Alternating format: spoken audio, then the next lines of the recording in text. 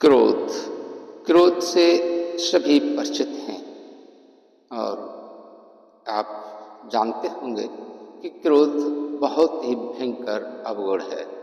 क्रोधी नहीं समझ पाता है कि मेरे क्रोध करने से सामने वाले की हानि होगी या नहीं, बल्कि स्वयं की हानि निश्चित है।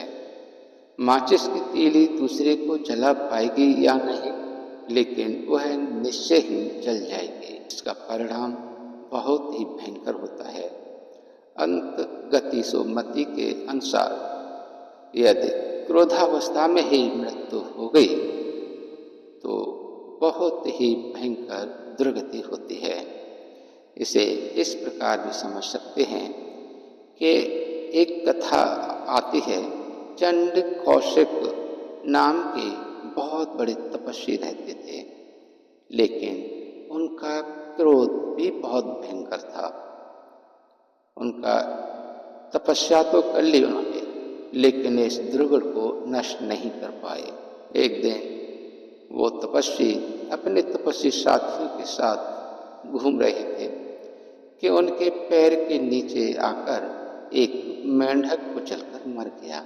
साथ ही तपस्वी ने कहा कि आपके प्रमाद के कारण यह बेजुबान निर्दोष मेंढक कुचलकर मर गया है।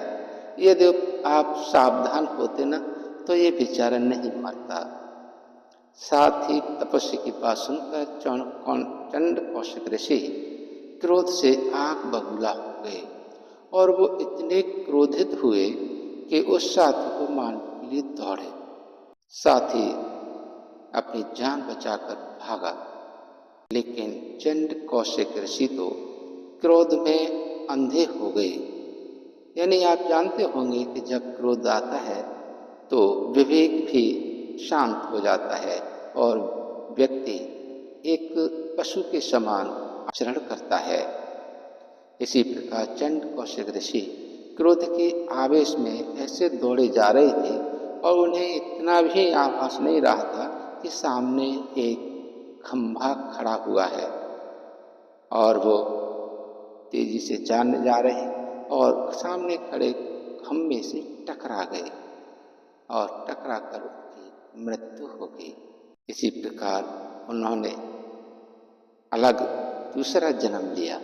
जिस स्थान पर वो रहते थे वहाँ उनका बहुत ही लगाव था। इस कारण उसी स्थान पर वे चंड कौशिक ऋषि दोबारा सर्प योनि धारण करके एक विषैली सर्प बने, क्योंकि वो क्रोधावस्था में उनकी मृत्यु हुई थी। उस अपने अवगुण के कारण वो यहाँ भी अपना वो स्वभाव नहीं छोड़ पाए। वो शहर से जो भी निकलता था तो उसका वो पीछा करते और उसे अपने कुंडली में जकड़ लेते और डसकर उसको मार डालते। इस समय अचानक भगवान महावीर एक बार उस आश्रम में पधारे तो उस चंड कौशिक ऋषि ने क्रोध स्वभाव के कारण उनका भी अपमान किया। उनके श्री चरणों में दंश मारे और उन्हें के चरण को क्षत विक्षित कर दिया। फिर भी महावीर भगवान करुणा के कारण चुपचाप शांत खड़े रहे। उनके चेहरे पर क्रोध नहीं आया, वो मुस्कुराते रहे। उस दुष्ट प्राणी को अपनी अनंत क्षमा का पात्र बनाए रहे।